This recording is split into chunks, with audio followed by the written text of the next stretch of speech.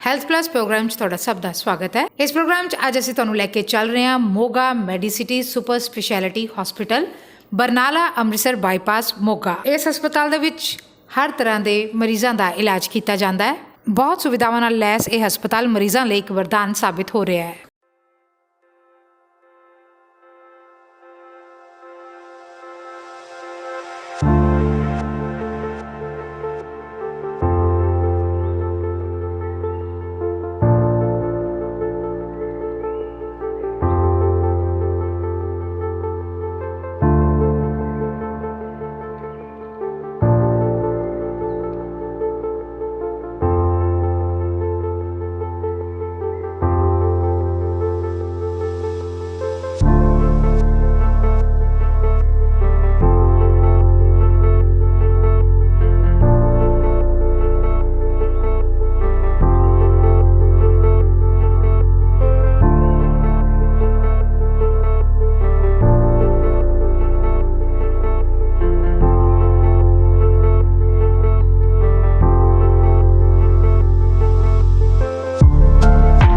Moga Medicity super speciality hospital 'ਚ ਤੁਹਾਡਾ ਸਵਾਗਤ ਹੈ। ਇਹ ਹੈ Moga Medicity super speciality hospital ਦਾ ਐਮਰਜੈਂਸੀ ਵਾਰਡ। ਇੱਥੇ ਪੇਸ਼ੈਂਟਸ ਐਮਰਜੈਂਸੀ 'ਚ ਆਉਂਦੇ ਨੇ ਤੇ ਸਾਡੇ ਕੋਲ ਸਾਰੀਆਂ ਸਹੂਲਤਾਂ ਹਨ, ਜਿਵੇਂ ਕਿ ਆਕਸੀਮੀਟਰ। ਇੱਥੇ ਪੇਸ਼ੈਂਟ ਨੂੰ ਬੜੀ ਈਜ਼ੀਲੀ ਟ੍ਰੀਟ ਕੀਤਾ ਜਾਂਦਾ ਹੈ।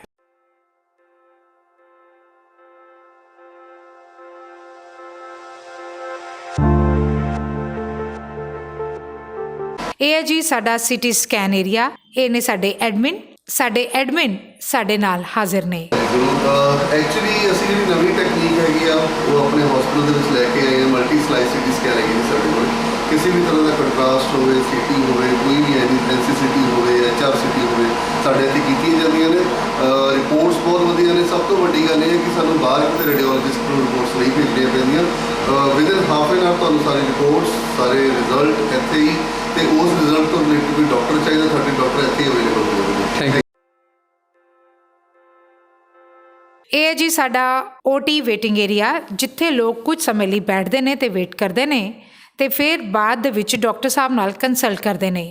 ਵਾਰੀ ਸਿਰ ਇਹਨਾਂ ਦੀ ਟਰਨ ਆਉਂਦੀ ਹੈ। ਜ਼ਿੰਮੇਵਾਰੀ ਨਾਲ ਸਟਾਫ ਉਹਨਾਂ ਨੂੰ ਫਿਰ ਅੰਦਰ ਲੈ ਕੇ ਜਾਂਦਾ ਹੈ।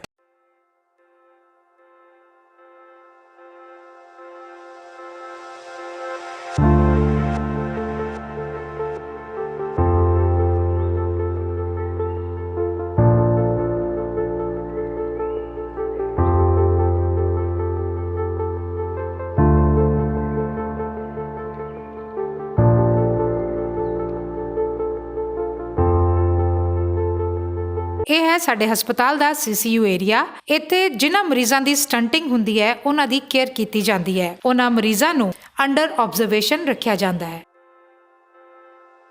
ਇਹ ਹੈ ਜੀ ICU, ਜਿੱਥੇ ਸਾਡੇ ਮਰੀਜ਼ ਸਿਕ ਕੰਡੀਸ਼ਨ 'ਚ ਪਏ ਹੁੰਦੇ ਨੇ। ਇੱਥੇ ਸਾਡੇ ICU 'ਚ ਸਾਰੀਆਂ ਫੈਸਿਲਿਟੀਜ਼ ਅਵੇਲੇਬਲ ਨੇ, ਜਿਵੇਂ ਕਿ ਆਕਸੀਮੀਟਰ, ਵੈਂਟੀਲੇਟਰ। ਆਓ ਤੁਹਾਨੂੰ ਅੰਦਰ ਲੈ ਕੇ ਚੱਲਦੇ ਹਾਂ। ਤੇ ਇਹ ਹੈ ਸਾਡਾ ਰਿਸੈਪਸ਼ਨ ਏਰੀਆ ਤੇ ਵੇਟਿੰਗ ਏਰੀਆ, ਜਿੱਥੇ ਮਰੀਜ਼ ਵੇਟ ਕਰਦੇ ਨੇ ਤੇ ਬਾਅਦ ਵਿੱਚ ਡਾਕਟਰ ਉਹਨਾਂ ਨਾਲ ਕੰਸਲਟ ਕਰਦੇ ਨੇ। ਇਹ ਹੈ ਜੀ ਕੈਮਿਸਟ ਏਰੀਆ, ਜਿੱਥੇ ਮਰੀਜ਼ਾਂ ਨੂੰ ਦਵਾਈਆਂ ਦਿੱਤੀਆਂ ਜਾਂਦੀਆਂ ਨੇ।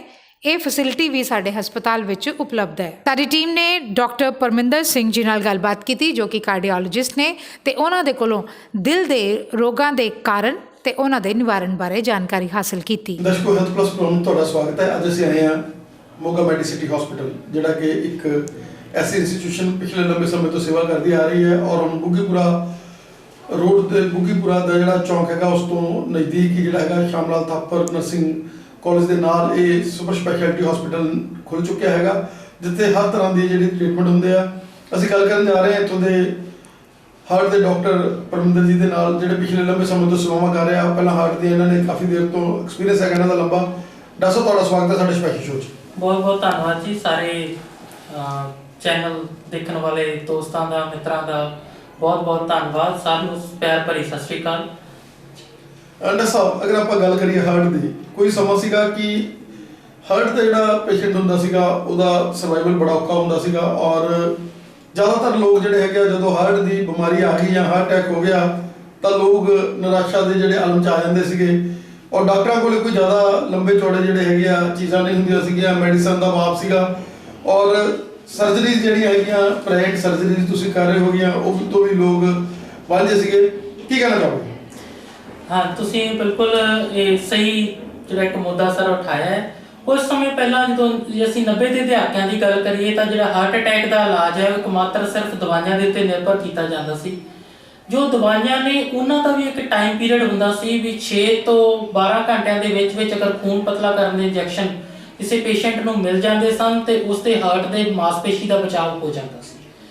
ਪਰ ਜਦੋਂ ਤੋਂ ਐਂਜੀਓਗ੍ਰਾਫੀ ਤੇ ਐਂਜੀਓਪਲਾਸਟੀ ਨੇ ਆਪਣਾ ਕਦਮ ਇਸ ਫੀਲਡ ਦੇ ਵਿੱਚ ਰੱਖਿਆ ਹੈ, ਮੇਰਾ ਕਹਿਣ ਦਾ ਮਤਲਬ ਕਾਰਡੀਓਲੋਜੀ ਦੀ ਬ੍ਰਾਂਚ ਜੋ ਕਿ ਉੱਭਰ ਕੇ ਸਾਹਮਣੇ ਆਈ ਹੈ, ਜਿਸ ਨੂੰ ਹੁਣ ਕਿ ਅਸੀਂ ਇੰਟਰਵੈਂਸ਼ਨਲ ਕਾਰਡੀਓਲੋਜੀ ਦਾ ਨਾਮ ਲੈਂਦੇ ਹਾਂ, ਤਾਂ ਜੋ ਹਾਰਟ ਅਟੈਕ ਨਾਲ ਹੋਣ ਵਾਲੀਆਂ ਮੌਤਾਂ ਦੀ ਦਰ ਪਹਿਲਾਂ ਨਾਲੋਂ ਬਹੁਤ ਜ਼ਿਆਦਾ ਘਟ ਗਈ ਹੈ।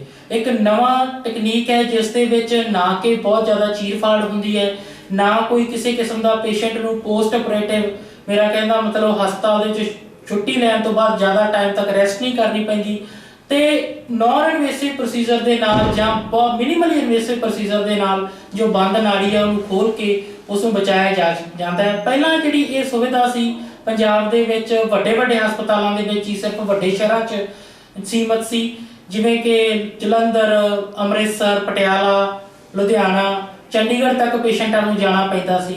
ਪਰ ਹੁਣ ਮੋਗਾ ਮੈਡੀਸਿਟੀ ਹਸਪਤਾਲ ਦੇ ਵਿੱਚ ਇਹ ਜੋ ਸੁਵਿਧਾ ਹੈ 24 ਘੰਟੇ 24/7 ਉਪਲਬਧ ਹੈ, ਜਿਸ ਦੇ ਕਰਕੇ ਪਿੰਡਾਂ ਦੇ ਜੋ ਸਾਡੇ ਮਤਲਬ ਪੇਸ਼ੈਂਟ ਨੇ ਜੋ ਇੰਨੇ ਵੱਡੇ ਸ਼ਹਿਰਾਂ ਤੱਕ ਪਹੁੰਚਦਿਆਂ ਹੀ ਇੱਕ ਜਿਹੜਾ 골ਡਨ ਪੀਰੀਅਡ ਸੀ ਉਹ ਖਤਮ ਹੋ ਜਾਂਦਾ ਸੀ। ਹੁਣ ਉਹ ਇਸ 골ਡਨ ਪੀਰੀਅਡ ਦੇ ਦੌਰਾਨ ਹੀ ਆਪਣਾ ਇਲਾਜ ਕਰਾ ਕੇ ਬਹੁਤ ਹੀ ਸਹੀ ਤਰੀਕੇ ਦੇ ਨਾਲ ਉਹ ਆਪਣੀ ਜ਼ਿੰਦਗੀ ਨਿਰਭਰ ਕਰ ਸਕਦੇ ਹੈ, ਪਲੱਸ ਜ਼ਿੰਦਗੀ ਉਹਨਾਂ ਦੀ ਜਿਹੜੀ ਹੈ ਆਉਣ ਵਾਲਾ ਸਮਾਂ ਵੀ ਠੀਕ ਬੀਤਦਾ ਹੈ, ਕਿਉਂਕਿ ਜੋ ਹਾਰਟ ਦੀ ਮਾਸਪੇਸ਼ੀ ਹੈ ਅਗਰ ਉਹਨੂੰ ਟਾਈਮ ਤੇ ਬਲੱਡ ਪ੍ਰੋਡਿਊਸ ਕਰ ਦਿੱਤਾ ਜਾਵੇ, ਟਾਈਮ ਤੇ ਬਲੱਡ ਦੇ ਦਿੱਤਾ ਜਾਵੇ ਐਂਜੀਓਪਲਾਸਟੀ ਦੇ ਜ਼ਰੀਏ, ਤਾਂ ਉਹ ਜੋ ਹੈ ਉਹ ਪਰਮਾਨੈਂਟ ਡੈਮੇਜ ਹੋਣ ਤੋਂ ਬਚ ਜਾਂਦੀ ਹੈ ਤੇ ਮਰੀਜ਼ ਹਾਰਟ ਫੇਲੀਅਰ ਆਉਣ ਵਾਲੇ ਸਮੇਂ ਤੇ ਹੋਣ ਤੋਂ ਬਚ ਜਾਂਦਾ। ਸਾਡਾ ਜੀ ਬਿਲਕੁਲ ਜੋ ਵੀ TPA ਦੇ ਥਰਡ ਪਾਰਟੀ ਦੇ ਇੰਸ਼ੋਰੈਂਸ ਤੇ ਸਾਡੇ ਸਰਵਿਸਿਜ਼ ਨੇ, ਚਾਹੇ ਕਿ ਉਹ ਪ੍ਰਧਾਨ ਮੰਤਰੀ ਸਿਹਤ ਯੋਜਨਾ ਜਿਹਨੂੰ ਕਿ ਅਸੀਂ ਆਯੁਸ਼ਮਾਨ ਭਾਰਤ ਯੋਜਨਾ ਕਹਿੰਦੇ ਹਾਂ, ਉਹ ਸਕੀਮ ਵੀ ਪੂਰੀ ਤਰ੍ਹਾਂ ਨਾਲ ਚੱਲ ਰਹੀ ਹੈ। ਰੇਲਵੇਜ਼ ਅਸੀਂ ਨਵਾਂ ਇਨਕੋਰਪੋਰੇਟ ਕੀਤਾ ਹੈ। ਪੁਰਾਣੇ ਜਿਹੜੇ ਐਕਸ ਸਰਵਿਸਮੈਨ ਨੇ ਫੌਜੀ ਵੀਰਾਂ ਦੇ ਲਈ ECHS ਸਕੀਮ, ਜਿਹਦੇ ਵਿੱਚ ECHS ਦੇ ਵਿੱਚ ਹਰ ਤਰੀਕੇ ਦੇ ਆਪਰੇਸ਼ਨ, ਹਰ ਤਰੀਕੇ ਦੀ ਮੈਡੀਕਲ ਸੁਵਿਧਾ, ਭਾਈ ਕਨਈਆ ਸਕੀਮ ਤੇ ਕਈ ਹੋਰ ਹੈਲਥ ਇੰਸ਼ੋਰੈਂਸ ਸਕੀਮਾਂ ਵੀ ਸਾਡੇ ਇੱਥੇ ਜਿਹੜੀਆਂ ਪੂਰੀਆਂ ਚੱਲ ਰਹੀਆਂ ਨੇ, ਜਿਸ ਦੇ ਲਈ ਅਸੀਂ ਪੂਰਾ ਇੱਕ ਜਨਰਲ ਮੈਨੇਜਰ ਆਫਿਸ ਬਣਾਇਆ ਹੋਇਆ ਹੈ, ਜਿਹਦੇ ਸਾਡੇ ਬਹੁਤ ਹੀ ਕਾਬਿਲ ਜਨਰਲ ਮੈਨੇਜਰ ਤੇ ਹੋਰ ਉਹਨਾਂ ਦੀ ਟੀਮ ਵਰਕ ਕਰਦੀ ਹੈ। ਪੇਸ਼ੈਂਟ ਅਸਿਸਟੈਂਟ ਲਈ ਸਾਡੇ ਹਸਪੀਟਲ ਦੇ ਹੌਟਲਾਈਨ ਨੰਬਰ 24/7 ਅਵੇਲੇਬਲ ਨੇ। ਕੋਆਰਡੀਨੇਟਰ ਸਿਸਟਮ ਲਗਾਇਆ ਹੋਇਆ ਜਿਸ ਦੇ ਨਾਲ ਹਰ ਪੇਸ਼ੈਂਟ ਨੂੰ ਇੱਕ ਨਿੱਜੀ ਤੌਰ ਤੇ ਆਪਣਾ ਮਰੀਜ਼ ਮੰਨਦੇ ਹੋਏ, ਇੱਕ ਪਰਿਵਾਰਕ ਮਰੀਜ਼ ਮੰਨਦੇ ਹੋਏ ਉਸ ਨੂੰ ਕੋਆਰਡੀਨੇਟ ਕੀਤਾ ਜਾਂਦਾ ਹੈ, ਤਾਂ ਕਿ ਕਿਸੇ ਵੀ ਪੇਸ਼ੈਂਟ ਦੀ ਕਿਸੇ ਵੀ ਤਰੀਕੇ ਦੇ ਨਾਲ ਕੋਈ ਜੋ, ਕਿਉਂਕਿ ਜਦੋਂ ਵੀ ਕੋਈ ਪੇਸ਼ੈਂਟ ਅਸੀਂ ਦੇਖਦੇ ਹਾਂ, ਜਦੋਂ ਪੇਸ਼ੈਂਟ ਹਸਪੀਟਲ 'ਚ ਆਉਂਦਾ ਹੈ ਤਾਂ ਮਾਨਸਿਕ ਤੌਰ ਤੇ ਵੀ ਉਸ ਪੇਸ਼ੈਂਟ ਨੂੰ ਇੱਕ ਟ੍ਰੀਟਮੈਂਟ ਦੀ ਜ਼ਰੂਰਤ ਹੁੰਦੀ ਹੈ, ਇੱਕ ਫਿਜ਼ੀਕਲ ਟ੍ਰੀਟਮੈਂਟ ਦੇ ਨਾਲ ਅਗਰ ਉਹਨੂੰ ਆਪਣੇ ਘਰ ਵਰਗਾ ਜਾਂ ਪਰਿਵਾਰ ਵਰਗਾ ਉੱਥੇ ਮਾਹੌਲ ਬਣੇਗਾ ਤਾਂ ਥੋੜਾ ਉਹਦਾ ਰਿਕਵਰੀ ਵੀ ਜੋ ਹੈ ਉਹ ਬਹੁਤ ਜਲਦੀ ਹੁੰਦੀ ਹੈ। ਤੇ ਇਸ ਤਰੀਕੇ ਨਾਲ ਆਪਣਾ ਸਮਝਦੇ ਹੋਏ ਇੱਕ ਬਹੁਤ ਹੀ ਸੁਚੱਜੇ ਢੰਗ ਦੇ ਨਾਲ ਇਹ ਜੋ ਹਸਪੀਟਲ ਦਾ ਜਨਰਲ ਮੈਨੇਜਰ ਆਫਿਸ ਵਗੈਰਾ ਦਾ ਕੰਮ ਵੀ ਚਲਾਇਆ ਜਾ ਰਿਹਾ। ਡਾਕਟਰ ਸਾਹਿਬ, ਤੁਸੀਂ ਇੱਕ ਪ੍ਰੀਵੈਂਟਿਵ ਡਾਕਟਰ ਮੰਨੇ ਜਾਂਦੇ ਹੋ। ਤੁਸੀਂ ਐਸੇ ਡਾਕਟਰ ਹੋ ਜਿਹੜੇ 10-10 ਸਾਲ ਦੇ ਜਿਹੜੇ ਪੇਸ਼ੈਂਟਸ ਹੈਗੇ ਆ ਪੁਰਾਣੇ, ਉਹਨਾਂ ਨੂੰ ਵੀ ਨਾਲ ਅਟੈਚ ਕਰਕੇ ਔਰ ਉਹਨਾਂ ਨੂੰ ਬਿਨਾਂ ਸਰਜਰੀਆਂ ਤੋਂ ਅੱਗੇ ਲੈ ਕੇ ਜਾ ਰਹੇ ਹੋ, ਕਿਉਂਕਿ ਤੁਸੀਂ ਉਸੇ ਡਾਕਟਰ ਮੰਨੇ ਜਾਂਦੇ ਹੋ ਜਿਹੜੇ ਸਟੰਟ ਤੋਂ ਬਿਨਾਂ, ਹੋਰ ਸਰਜਰੀਆਂ ਤੋਂ ਬਿਨਾਂ ਵੀ ਜਿਹੜੇ ਹੈਗੇ ਆ ਪੇਸ਼ੈਂਟ, ਤੁਸੀਂ ਬਹੁਤ ਮਤਲਬ ਇਸ ਤਰੀਕੇ ਦੇ ਨਾਲ ਪ੍ਰੀਵੈਂਟਿਵ ਹੋ ਔਰ ਤੁਹਾਡੇ ਨਾਲ ਜਿਹੜੇ ਵੀ ਪੇਸ਼ੈਂਟ ਜੁੜੇ ਨੇ ਉਹ ਲੰਬੇ ਸਮੇਂ ਤੋਂ ਤੁਹਾਡੇ ਨਾਲ ਜੁੜੇ ਹੋਏ ਨੇ ਔਰ ਤੁਸੀਂ ਉਹਨਾਂ ਨੂੰ ਮੈਡੀਸਨ ਦੇ ਉੱਤੇ ਹੀ ਜਿਹੜੀ ਹੈਗੀਆਂ ਅਟੈਚ ਕਰਕੇ ਔਰ ਉਹਨਾਂ ਨੂੰ ਲਾਈਫ ਸਟਾਈਲ ਨਾਲ ਸਹੀ ਕਰ ਰਹੇ ਹੋ। ਹਾਂ ਜੀ, ਦੇਖੋ ਇਸ ਦੇ ਵਿੱਚ ਇਹ ਤੁਸੀਂ ਬਹੁਤ ਇੱਕ ਵਧੀਆ ਪੁਆਇੰਟ ਫਿਰ ਰੇਜ਼ ਕੀਤਾ। ਇਸ ਦੇ ਵਿੱਚ ਮੈਂ ਇੱਕ ਗੱਲ ਕਹੂੰਗਾ ਕਿ ਮੈਂ ਐਕਚੁਅਲੀ ਬਾਈ ਬੁੱਕ ਚੱਲਦਾ ਹਾਂ। ਮੇਰਾ ਕਹਿਣ ਦਾ ਮਤਲਬ ਕੀ ਹੈ ਵੀ ਦੇਖੋ ਜੋ ਕਾਰਡੀਓਲੋਜੀਕਲ ਪ੍ਰੈਕਟਿਸ ਹੈ, ਕਾਰਡੀਓਲੋਜੀ ਦੀ ਪ੍ਰੈਕਟਿਸ ਦੇ ਵਿੱਚ ਸਿਰਫ ਸਰਜਰੀ ਹੀ ਹਰ ਚੀਜ਼ ਦਾ ਇਲਾਜ ਨਹੀਂ ਹੁੰਦਾ। ਦੂਸਰਾ, ਕੱਲਾ ਹਾਰਟ ਅਟੈਕ ਇੱਕ ਬਿਮਾਰੀ ਨਹੀਂ ਹੁੰਦੀ। ਹਾਰਟ ਦੀਆਂ ਬਹੁਤ ਸਾਰੀਆਂ ਬਿਮਾਰੀਆਂ ਨੇ, ਉਹਨਾਂ ਦੇ ਅਲੱਗ ਤਰੀਕੇ ਨਾਲ ਸੋਚ ਹੈ। ਹੁਣ ਜਿਵੇਂ ਅਸੀਂ ਸਟੇਬਲ ਐਂਜਾਈਨਾ ਦੀ ਗੱਲ ਕਰੀਏ, ਜਿਨ੍ਹਾਂ ਪੇਸ਼ੈਂਟਸ ਨੂੰ ਚਲਦੇ ਫਿਰਦੇ ਛਾਤੀ 'ਚ ਦਰਦ ਹੋਣਾ ਪਰ ਕਦੇ ਬੈਠੇ ਦਰਦ ਨਾ ਹੋਣਾ, ਜੋ ਲੇਟੈਸਟ ਸਾਡੀਆਂ ਟਰਾਇਲਸ ਆ ਰਹੀਆਂ ਉਹਨਾਂ ਦੇ ਵਿੱਚੋਂ ਨਿਕਲ ਕੇ ਆ ਰਿਹਾ ਹੈ ਪਹਿਲੇ ਕਰੇਜ ਟ੍ਰਾਇਲ ਸੀ, ਉਸ ਤੋਂ ਬਾਅਦ ਹੁਣ ਲੇਟੈਸਟ 2019 ਦੇ ਵਿੱਚ ਸਕੀਮੀਆ ਟ੍ਰਾਇਲ ਜੋ ਕਿ ਪੂਰੀ ਦੁਨੀਆ ਦੇ ਵਿੱਚ ਦੇ ਲੈਵਲ ਤੇ ਕੀਤੀ ਗਈ ਟ੍ਰਾਇਲ ਸੀ। ਮੈਂ ਉਸ ਟ੍ਰਾਇਲ ਦਾ ਪਾਰਟ ਰਿਹਾ ਜਦੋਂ ਮੈਂ king George medical university Lucknow ਦੇ ਵਿੱਚੋਂ ਡੀਐਮ ਕਰ ਰਿਹਾ ਸੀ। ਉਹਨਾਂ ਟ੍ਰਾਇਲਾਂ ਦਾ ਅਲਟੀਮੇਟ ਜੋ ਰਿਜ਼ਲਟ ਨਿਕਲ ਕੇ ਆਇਆ ਹੈ ਉੱਥੇ ਇਹ ਹੈ ਵੀ ਜਿੱਥੇ ਜ਼ਰੂਰਤ ਹੈ ਸਟੈਂਟਿੰਗ ਦੀ ਉੱਥੇ ਸਟੈਂਟਿੰਗ ਹੀ ਹੋਣੀ ਹੈ, ਜਿੱਥੇ ਮੈਡੀਕਲ ਥੈਰੇਪੀ ਹੈ ਉੱਥੇ ਮੈਡੀਕਲ ਥੈਰੇਪੀ ਹੀ ਹੋਣੀ ਹੈ, ਜਿੱਥੇ ਬਾਈਪਾਸ ਦੀ ਜ਼ਰੂਰਤ ਹੈ ਉੱਥੇ ਬਾਈਪਾਸ ਹੀ ਹੋਣੀ ਹੈ। ਮੇਰਾ ਕਹਿਣ ਦਾ ਮਤਲਬ ਇਹ ਨਹੀਂ ਵੀ ਹਰ ਪੇਸ਼ੈਂਟ ਨੂੰ ਸਟੈਂਟ ਦੀ ਜ਼ਰੂਰਤ ਹੈ ਜਾਂ ਹਰ ਪੇਸ਼ੈਂਟ ਦਵਾਈ ਦੇ ਨਾਲ ਠੀਕ ਹੋ ਸਕਦਾ ਹੈ।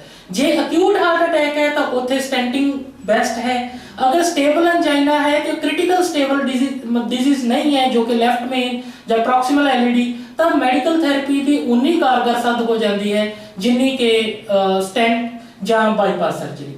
ਤਾਂ ਇਸ ਲਈ ਇੱਕ ਐਥੀਕਲ ਵੇ ਦੇ ਨਾਲ ਚੱਲਦੇ ਹੋਏ ਅਸੀਂ ਇੱਥੇ ਆਪਣੇ ਜੋ ਆਉਣ ਵਾਲੇ ਪੇਸ਼ੈਂਟਸ ਨੇ ਉਹਨਾਂ ਨੂੰ ਇੱਕ ਵਧੀਆ ਇੱਕ lifestyle modification, drug therapy, sugar ਦਾ ਕੰਟਰੋਲ, ਬਲੱਡ ਪ੍ਰੈਸ਼ਰ ਦਾ ਕੰਟਰੋਲ, ਕੋਲੇਸਟ੍ਰੋਲ ਦਾ ਕੰਟਰੋਲ, ਪਲੱਸ ਜੇ ਕਿਸੇ ਨੂੰ ਐਂਜਾਈਨਾ ਕ੍ਰਿਸੈਂਡੋ ਹੁੰਦਾ ਹੈ, ਵੱਧ ਹੈ, ਤਾਂ ਉਸ ਨੂੰ ਉਸ ਤਰੀਕੇ ਦਾ ਇਨਵੇਸਿਵ ਪ੍ਰੋਸੀਜਰ ਕਰਕੇ ਮੈਕਸਿਮਮ ਬੈਨੀਫਿਟ ਦੇਣ ਦੀ ਕੋਸ਼ਿਸ਼ ਕਰਦੇ ਹਾਂ। ਡਾਕਟਰ ਸਾਹਿਬ ਤੁਹਾਡਾ ਬਹੁਤ ਬਹੁਤ ਧੰਨਵਾਦ, ਸਾਨੂੰ ਸਮਾਂ ਦਿੱਤਾ। ਅਸੀਂ ਚਾਹਾਂਗੇ ਕਿ ਇਸ ਚੈਨਲ ਦੇ ਮਾਧਿਅਮ ਤੇ ਜਿਸ ਤਰੀਕੇ ਨਾਲ ਮੋਗਾ ਮੈਡੀਸਿਟੀ ਸੇਵਾ ਕਰ ਰਿਹਾ ਹੈਗਾ, ਅਸੀਂ ਬਾਰ-ਬਾਰ ਇਹਦੇ ਡਾਕਟਰਾਂ ਦੇ ਨਾਲ ਅਟੈਚ ਰਹੀਏ ਔਰ ਉਹਨਾਂ ਦੀਆਂ ਨਵੀਆਂ ਸੇਵਾਵਾਂ ਜਿਸ ਤਰੀਕੇ ਨਾਲ ਤੁਸੀਂ ਉਹ ਲੇਡੀਜ਼ ਦੇ ਵਿੱਚ ਗੱਲ ਕੀਤੀ ਹੈਗੀ ਆ ਤੇ ਹੋਰ ਜਿਹੜੀਆਂ ਨਵੀਆਂ ਟੈਕਨੀਕਸ ਜਿਹੜੀਆਂ ਤੁਸੀਂ ਲੈ ਕੇ ਆਏ ਹੋ ਸਾਡੇ ਲੋਕਾਂ ਦਰਸ਼ਕਾਂ ਨਾਲ ਰੂਬਰੂ ਹੋਏ, ਤੁਹਾਡਾ ਬਹੁਤ ਬਹੁਤ ਧੰਨਵਾਦ। ਬਹੁਤ ਬਹੁਤ ਧੰਨਵਾਦ ਜੀ। ਸਤਿ ਸ਼੍ਰੀ ਅਕਾਲ ਦੋਸਤੋ, ਪਿਆਰ ਭਰੀ ਸਤਿ ਸ਼੍ਰੀ ਅਕਾਲ। ਹੁਣ ਅਸੀਂ ਸਾਡੇ ਹਸਪੀਟਲ ਦੇ ਵਿੱਚ Moga Medicity super speciality hospital ਦੇ ਨਾਲ ਹੀ ਇੱਕ ਨਵਾਂ ਫੀਲਡ ਸ਼ੁਰੂ ਕਰਨ ਜਾ ਰਹੇ ਹਾਂ ਜਿਸ ਨੂੰ ਕਿ ਫੀਟਲ ਮੈਡੀਸਨ ਜਾਂ ਭਰੂਣ ਮੈਡੀਸਨ ਦਾ ਫੀਲਡ ਕਿਹਾ ਜਾਂਦਾ ਹੈ। ਇਸ ਮੈਡੀਸਨ ਦੇ ਵਿੱਚ ਸਾਡੇ ਕੋਲ ਸੁਪਰ ਸਪੈਸ਼ਲਿਸਟ ਡਾਕਟਰ ਨੇ, ਡਾਕਟਰ ਜੈਸਮਿਨ ਮੰਗੇੜਾ ਜੋ ਕਿ ਮੇਰੇ ਧਰਮ ਪਤਨੀ ਵੀ ਹਨ। ਡਾਕਟਰ ਸਾਹਿਬ ਨੇ ਆਪਣੀ ਜੋ ਵਿਦਿਆ ਹੈ ਉਹ ਭਾਰਤ ਦੇ ਇੱਕ ਬਹੁਤ ਹੀ ਮਸ਼ਹੂਰ Amrita institute of medical sciences Kochi ਤੋਂ ਇਸ ਨਵੀਂ ਬ੍ਰਾਂਚ ਦੀ ਜੋ ਡਿਗਰੀ ਉੱਥੋਂ ਹਾਸਲ ਕੀਤੀ ਹੈ। ਹੁਣ ਡਾਕਟਰ ਸਾਹਿਬ ਤੁਹਾਨੂੰ ਇਸ ਫੀਟਲ ਮੈਡੀਸਨ ਫੀल्ड ਦੇ ਬਾਰੇ ਚਾਨਣਾ ਪਾਉਣਗੇ। डॉक्टर जैस्मिन मंगेड़ा। फीटल मेडिसिन एक ऐसी फील्ड है जो आने वाले टाइम में बहुत ज़्यादा डेवलप होने वाली है, क्योंकि पुराने ज़माने नहीं कह सकते, कहते थे कि पहले जितने स्कैन्स हुआ करते थे वो सारे जो है रेडियोलॉजिस्ट वगैरह किया करते थे। एंड ये जो फीटल मेडिसिन जो फील्ड आई है पिछले 10-12 सालों से अभी आने वाले टाइम में और भी ज़्यादा डेवलप होने वाली है। इसमें क्या होता है कि जो बच्चा होता है जब वो पेट में होता है, पहले ये सारी जो फीटल इंटरवेंशंस हुआ करती थी, इंटरवेंशंस बोले तो कि बच्चे के पेट में बच्चा जब पेट में होता है तब कोई भी बच्चे को तकलीफ होती है। पहले के टाइम में वो सारी हम स्कैन्स किया करते थे और जब बच्चा पैदा हो जाता था तब उसको ट्रीट किया जाता था।